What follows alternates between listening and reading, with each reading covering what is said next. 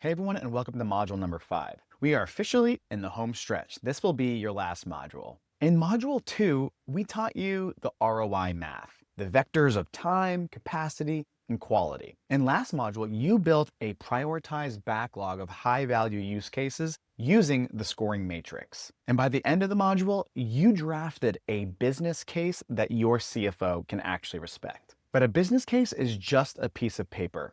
It doesn't save you money. It doesn't close deals for you.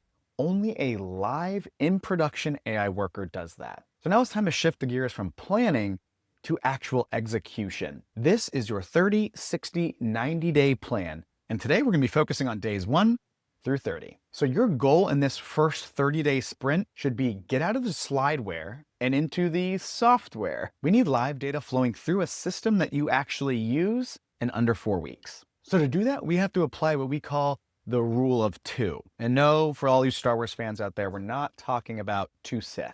One of the biggest mistakes that we see, and we touched on this back in module 1, is that leaders either pick something that is too small that no one actually cares about, like that birthday email bot, or they pick something so massive that it inherently has to take multiple months because of all the different moving parts. So from that backlog in the last module, I actually want you to now have 2 different options here. Option 1 is going to be your efficiency play. This is your cost cutter. So think like when we went over intake and triage or execution and entry. You do this to show your CFO that you respect the bottom line. But then you also have option number 2, which is going to be your growth play. This is your revenue driver. Think like an SDR AI agent or a speed to lead AI agent. You do this to show your CEO that you understand the growth of the company. By launching these 2 in tandem, you are hedging your bets. If the efficiency play is too boring,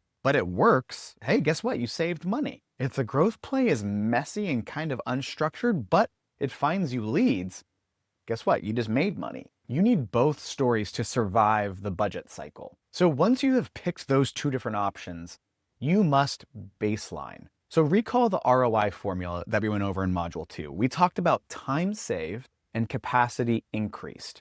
You cannot calculate those numbers in day 90 if you don't take a snapshot of reality today. And I don't mean just asking Bob, hey, how long does this take you? I mean going into Salesforce, going into Zendesk, or going into NetSuite and actually pulling logs. So you can see what is the real average handle time? What is the actual error rate on invoices? And what is the actual conversion rate on inbound leads? Capture that minimum viable truth now, because I promise you, when your AI worker is successful, people will doubt the results. So your baseline is actually your insurance policy against that skepticism. And then finally, let's talk about scope control. In module 1, we warned you about pilot purgatory because the reason that pilots die there is because they are built on sandboxes with fake data. They work perfect in the lab, but they fail in the wild. So I want you to do something different with these real pilots.